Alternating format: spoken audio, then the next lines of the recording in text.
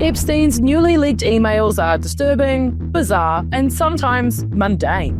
Fertility treatments, celebrity gossip, plea deal chatter. But then one line jumps out. December of 2006, Ghislaine Maxwell tells him, be nice to her, not stupid. She is interested in mapping DNA, etc. She is key. Wait, DNA mapping? That's when you realize Epstein wasn't just obsessed with young girls and powerful friends. He was obsessed with rewriting humanity itself. The new emails. Let's start here. Bloomberg got hold of more than 18,000 emails from Epstein's personal Yahoo account, and they're about as freako as you'd expect. Buried inside are exchanges between Epstein and Ghislaine Maxwell that show DNA was on their minds. In one email from December of 2006, Maxwell coached Epstein on how to behave around some high-profile visitors. Be nice to her and not stupid. She is interested in mapping DNA, etc. She is key. Smiley face. The her in question, Anne Wojcicki, co-founder of 23andMe, the consumer genetics company who at the time was dating Google co-founder Sergey Brin. Epstein actually confirmed in another email a few days later that he was, quote, on the island with Brin. Think about that for a second. Epstein, a convicted sex offender, already under investigation in Florida, rubbing elbows with Silicon Valley royalty and chatting about DNA mapping. Very cash. This isn't like a cocktail party small talk thing. This is Epstein maneuvering to connect with the very people building databases of human genetic material, the fertility emails. These new emails also reveal something we didn't already know. Epstein and Maxwell's fixation on fertility procedures. Just days after his Palm Beach mansion was raided in 2005, Ghislaine emailed Epstein with a step-by-step instructions for sperm donation. You can do the sample at home. It has to be within 90 minutes of my procedure, and all the ejaculate must be collected. Okay, that was a bit weird, but 2 years later, she followed up with another message. Your cup plus instructions are in the Oval Room. The sample has to be dropped off at 10+. You have to fill out the forms. These aren't giving romantic love letters, they're sort of clinical and transactional. And they feed directly into Epstein's long-rumored dream, populating the world with his own DNA. The New Mexico ranch suddenly makes way more sense. For years, there were these whispers that he wanted to turn it into like this weird baby breeding facility where he'd impregnate women and spread his genes as widely as possible. In 2019, the New York Times reported that Epstein had told scientists about his dream of fathering dozens of children at the ranch. One scientist recalled Epstein saying he wanted to use the property as a kind of genetics hub, with multiple women pregnant with his offspring at once. Very Elon, right? Like very Elon Musk vibes. It all kind of felt like a really made up part of this whole thing, kind of crazy. But now that we've got the receipts, emails about sperm collection, IVF procedures, and his interest in DNA projects, it turns out the rumors about the ranch into something more tangible. Eugenics and the genetics of beauty. Within the new emails, in between setting up gifts for celebrities and haggling with lawyers, Epstein was musing about eugenics, the discredited pseudoscience of improving humanity through controlled breeding. In one exchange with a neuroscientist, he actually pontificated about the genetics of beauty. Yikes. That phrase alone is a window into his worldview. Women weren't people to him. They were specimens, bodies to be analyzed, selected, and bred. And what's more unsettling, Epstein's interest in eugenics wasn't unique. The idea has a long history among elites. In the early 20th century, American millionaires funded eugenics programs that sterilized people considered unfit. In Germany, those ideas evolved into the horrors of Nazi racial policies.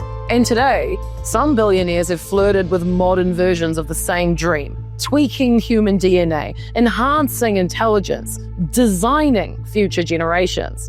Combine that history with Epstein's creepy micromanagement of assistants and victims, from telling one she had a great body for Mr. Epstein, to rejecting a photo of another young woman with the reply, "Fat and Asian, sorry," you start to see how eugenics wasn't just a dinner party topic. It was part of how he viewed every relationship in his life. Transhumanism and cryonics. And then there's the cherry on top. Epstein's flirtation with transhumanism, the movement that dreams of transcending human limitations through technology. According to The Times, Epstein once talked with a fellow transhumanist about cryonics, the process of freezing bodies in hopes of bringing them back to life later. Epstein reportedly said that if he did it, he'd want his head and penis frozen. Great. That grotesque little detail isn't just like a tabloid fodder bit. To me, it's a symbol of what Epstein really wanted: power over life and death, and probably like immortality through his DNA or something. And he wasn't alone in this fascination. Tech billionaires like Peter Thiel have invested in anti-aging research and cryonics. Companies in Silicon Valley are literally working on longevity escape velocity, the idea that science can extend human life indefinitely. Epstein, with his money and his connections, wanted a seat at that table. His fixation on freezing body parts was just a grotesque version of a dream others in his network were quietly funding. Why DNA? So why was Epstein so obsessed with DNA, fertility, or like mapping the human genome? Because for him, this wasn't science. It was control. Control over women. Control over his legacy. Control over the future. Epstein's fortune and connections gave him access to scientists, Nobel laureates, and tech moguls. Remember, 23andMe wasn't just a toy. It was one of the first businesses to build a massive consumer DNA database. Check out my video on them, by the way, dodgy as fuck. Imagine Epstein, with all his money and weird obsessions, seeing that as a golden key to shaping humanity. And then think about the ranch in New Mexico, the fertility emails, the casual talk of freezing his body. It's all part of the same project. A billionaire sex trafficker dreaming of playing God. The spooky network.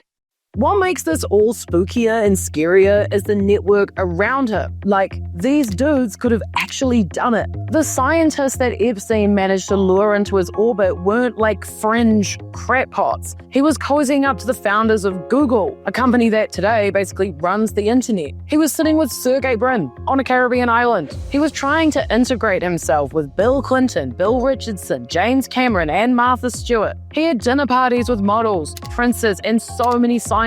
And in the middle of it all, he's sending emails about sperm cups and DNA mapping and the genetics of beauty. It's like the world's darkest, weirdest version of a TED Talk, only the speaker is just like a predator with a private jet. Why this matters now? You may be asking, Evie, why dredge this up? Epstein's dead, Maxwell is in prison, and these schemes sound way too bizarre to have ever worked. But here's the thing, the ideas didn't die with him. Transhumanism is bigger than ever. DNA databases are growing. Silicon Valley billionaires are pouring money into immortality research, anti-aging startups, and fertility science. Epstein wasn't an outlier in that world. He was just a parasite who latched onto it. These emails prove he wasn't just interested in sex trafficking. He was also obsessed with reshaping the human race. When you put it all together, the fertility emails, the DNA mapping with the 23andMe and the eugenics talk, the cryonics fantasies, it does paint a very chilling picture. It's so spooky.